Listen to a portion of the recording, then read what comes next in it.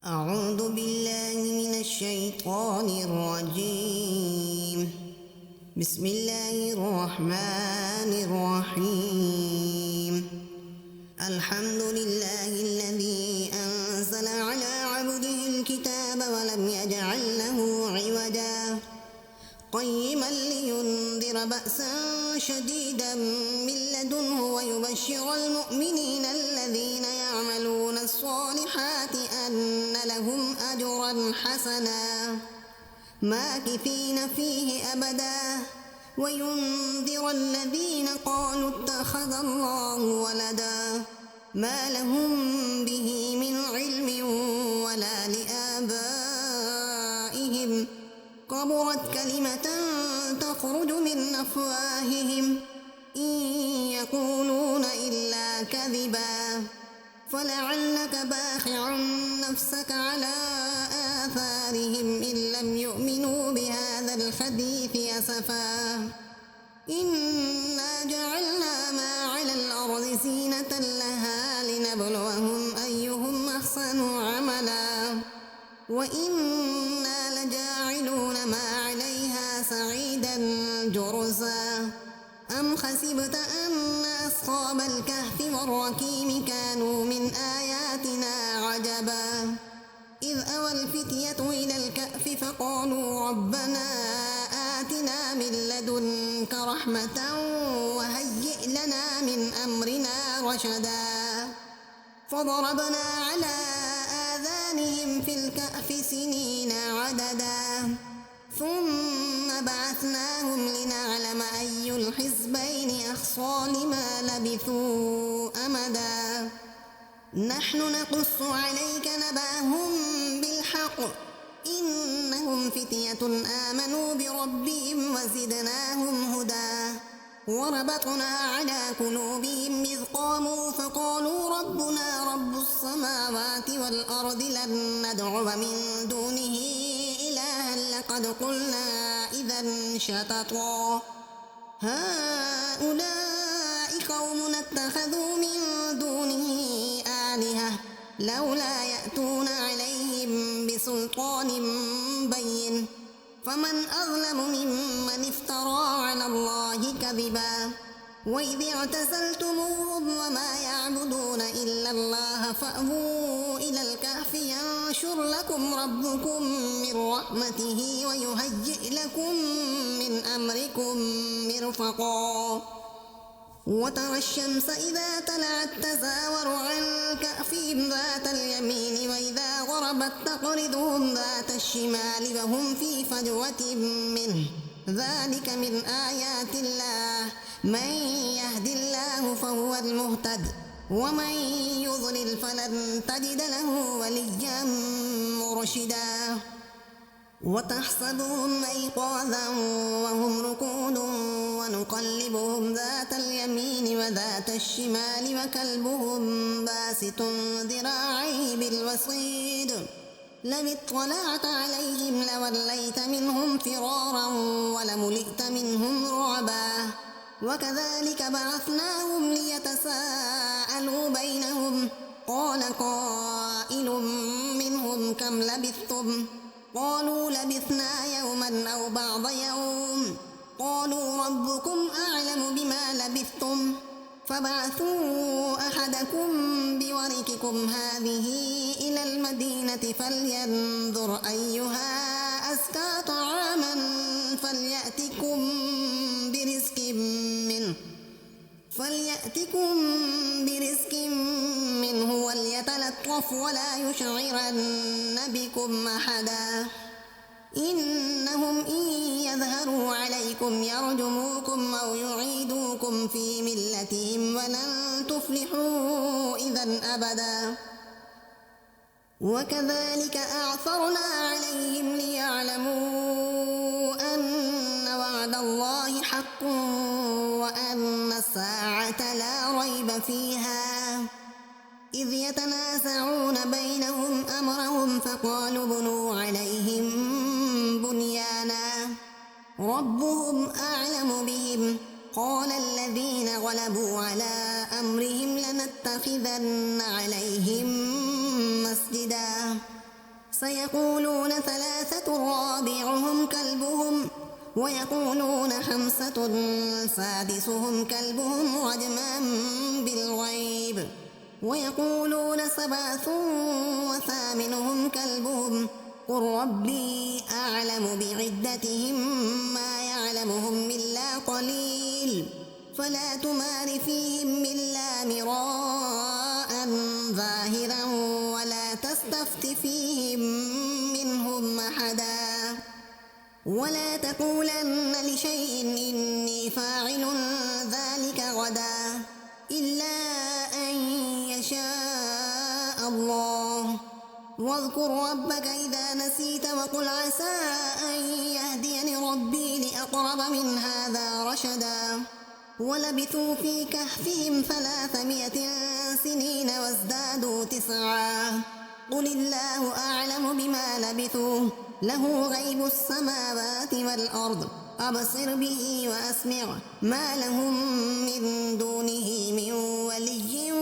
ولا يشرك في حكمه أحدا واتل ما أوحي إليك من كتاب ربك لا مبدل لكلماته ولن تجد من دونه ملتحدا واصبر نفسك مع الذين يدعون ربهم بالغداة والعشي يريدون وجهه ولا تعد عيناك عنهم تريد زينة الحياة الدنيا ولا تطع من أغفلنا قلبه عن ذكرنا واتبع هواه وكان أمره فرطا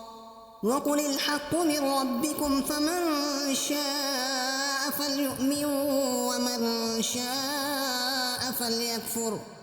إنا أعتدنا للظالمين نارا نحاط بهم سرادقها وإن يستغيثوا يغاثوا بماء كالمهل يشفي الوجوه بئس الشراب وساءت مرتفقا إن الذين آمنوا وعملوا الصالحات إنا لا نضيع أجر من أحسن عملا أولئك لهم جنات عدن تجري من تحتهم الأنهار يحلون فيها من أساور من ذهب ويلبسون ثيابا خضرا من سندس واستبرق متكئين فيها على الأرائك نعم الثواب وحسنت مرتفقا واضرب لهم مثل الرجلين جعلنا لأحدهما جنتين من أعناب وخففناهما بنخل وجعلنا بينهما زرعا كلتا الجنتين آتت أكلها ولم تظلم منه شيئا وفجرنا خلالهما نهرا وكان له ثمر فقال لصاحبه وهو يخابره أنا أكثر منك مالا وأعز نفرا ودخل جنته وهو ظالم لنفسه قال ما أظن أن تبيد هذه أبدا وما أظن الساعة قائمة ولئن رددت إلى ربي لأجدن خيرا منها منقلبا قال له صاحبه وهو يخابره أكفرت بالذي خلقك من تراب ثم من نطفة ثم سواك رجلا لكن هو الله ربي ولا أشرك بربي أحدا ولولا إذ دخلت جنتك قلت ما شاء الله لا قوة إلا بالله إن ترني أنا أقل منك مالا وولدا فعسى ربي أن يؤتيني خيرا من جنتك ويرسل عليها حسبانا من السماء فتصبح سعيدا زلقا أو يصبح ماؤها غورا فلن تستطيع له طلبا وأحيط بثمره فأصبح يقلب كفيه على ما أنفق فيها وهي خاوية على عروشها ويقول يا ليتني لم أشرك بربي أحدا ولم تكن له فئة ينصرونه من دون الله وما كان منتصرا هنالك الولاية لله الحق هو خير ثوابا وخير عقبا واضرب لهم مثل الحياة الدنيا كماء إن أنزلناه من السماء فاختلط به نبات الأرض فأصبح هشيما تذروه الرياح وكان الله على كل شيء مقتدرا المال والبنون زينة الحياة الدنيا والباقيات الصالحات خير عند ربك ثوابا وخير أملا ويوم نسير الجبال وترى الأرض بارزة وحشرناهم فلم نغادر منهم أحدا وعرضوا على ربك صفا لقد جئتمونا كما خلقناكم أول مرة بل زعمتم أن لن نجعل لكم موعدا ووضع الكتاب فترى المجرمين مشفقين مما فيه ويقولون يا ويلتنا ما لهذا الكتاب لا يغادر صغيرة ولا كبيرة إلا أحصاها ووجدوا ما عملوا حاضرا ولا يظلم ربك أحدا وإذ قلنا للملائكة اسجدوا لآدم فسجدوا إلا إبليس كان من الجن ففسق عن أمر ربه أفتتخذونه وذريته أولياء من دوني وهم لكم عدو بئس للظالمين بدلا ما أشهدتهم خلق السماوات والأرض ولا خلق أنفسهم وما كنت متخذ المضلين عضدا ويوم يقول نادوا شركائي الذين زعمتم فدعوهم فلم يستجيبوا لهم وجعلنا بينهم موبقا ورأى المجرمون النار فظنوا أنهم مواقعوها ولم يجدوا عنها مصرفا ولقد صرفنا في هذا القرآن للناس من كل مثل وكان الإنسان أكثر شيء جدلا وما منع الناس أن يؤمنوا إذ جاءهم الهدى ويستغفروا ربهم إلا أن تأتيهم سنة الأولين أو يأتيهم العذاب قبلا وما نرسل المرسلين إلا مبشرين ومنذرين ويجادل الذين كفروا بالباطل ليدحضوا به الحق واتخذوا آياتي وما أنذروا هزوا ومن أظلم ممن ذكر بآيات ربه فأعرض عنها ونسي ما قدمت يداه إنا جعلنا على قلوبهم مكنة أن يفقهوه وفي آذانهم وقرا وإن تدعوهم إلى الهدى فلن يهتدوا إذا أبدا وربك الغفور ذو الرحمة لو يؤاخذهم بما كسبوا لعجل لهم العذاب بل لهم موعد لن يجدوا من دونه موئلا وتلك القرى أهلكناهم لما ظلموا وجعلنا لمهلكهم موعدا وإذ قال موسى لفتاه لا أبرح حتى أبلغ مجمع البحرين أو أمضي حقبا فلما بلغا مجمع بينهما نسيا حوتهما فاتخذ سبيله في البحر سربا فلما جاوزا قال لفتاه آتنا غداءنا أخلانا لقد لقينا من سفرنا هذا نصبا قال أرأيت إذ أوينا إلى الصخرة فإني نسيت الحوت وما أنسانيه إلا الشيطان أن أذكره واتخذ سبيله في البحر عجبا قال ذلك ما كنا نبغي فارتدا على آثارهما قصصا فوجدا عبدا من عبادنا آتيناه رحمة من عندنا وعلمناه من لدنا علما قال له موسى هل أتبعك على أن تعلمني مما علمت رشدا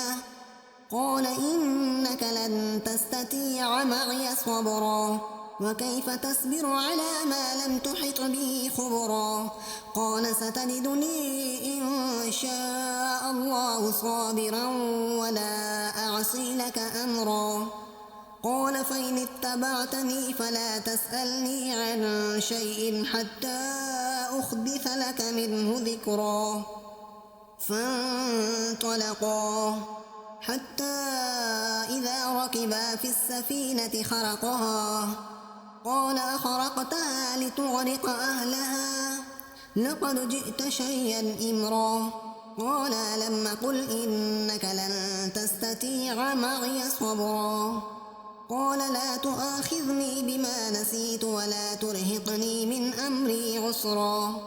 فانطلقا حتى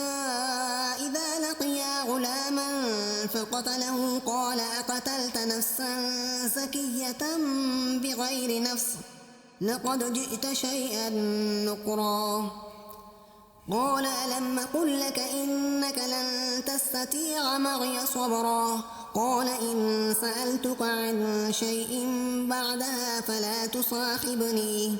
قد بلغت من لدني عذرا فانطلقا حتى إذا أتيا أهل قرية استطعما أهلها فأبوا أن يضيفوهما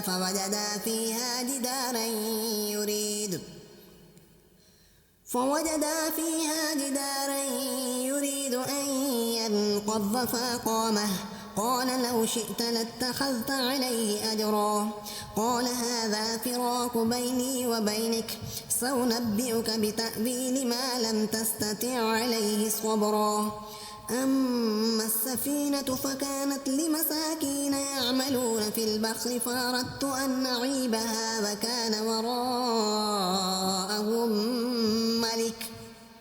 وكان وراءهم ملك يأخذ كل سفينة غصبا وأما الغلام فكان أبواه مؤمنين فخشينا أن يرهقهما طغيانا وكفرا فأردنا أن يبدلهما ربهما خيرا منه زكاة وأقرب رحما وأما الجدار فكان لغلامين يتيمين في المدينة وكان تحته كنز لهما وكان أبوهما صالحا فأراد ربك أن يبلغا أشدهما ويستخرجا كنزهما رحمة من ربك وما فعلته عن أمري ذلك تأويل ما لم تستطع عليه صبرا ويسألونك عن ذي القرنين قل سأتلو عليكم منه ذكرا إنا مكنا له في الأرض وآتيناه من كل شيء سببا فأتبع سببا حتى إذا بلغ مغرب الشمس وجدها تغرب في عين خمية ووجد عندها قوما قلنا يا ذا القرنين إما أن تعذب وإما أن تتخذ فيهم حسنا قال أما من ظلم فسوف نعذبه ثم يرد إلى ربه فيعذبه عذابا نكرا وأما من آمن وعمل صالحا فله جزاء الحسنى وسنقول له من أمرنا يسرا ثم أتبع سببا حتى إذا بلغ مطلع الشمس وجدها تطلع على قوم لم نجعل لهم من دونها سترا كذلك وقد أحطنا بما لديه خبرا ثم أتبع سببا حتى إذا بلغ بين السدين وجد من دونهما قوما لا يكادون يفقهون قولا قالوا يا ذا القرنين إن يأجوج ومأجوج مفسدون في الأرض فهل نجعل لك خرجا على أن تجعل بيننا وبينهم سدا قال ما مكني فيه ربي خير فاعينوني بقوة أجعل بينكم وبينهم ردما آتوني زبر الحديد حتى إذا ساوى بين الصدفين قال انفخوا حتى إذا جعله نارا قال آتوني أفرغ عليه قطرا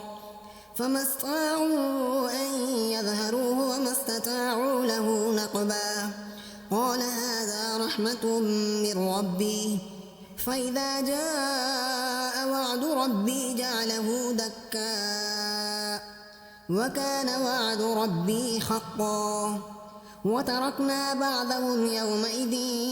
يموج في بعض ونفخ في الصور فجمعناهم جمعا وعرضنا جهنم يومئذ للكافرين عرضا الذين كانت أعينهم في غطاء عن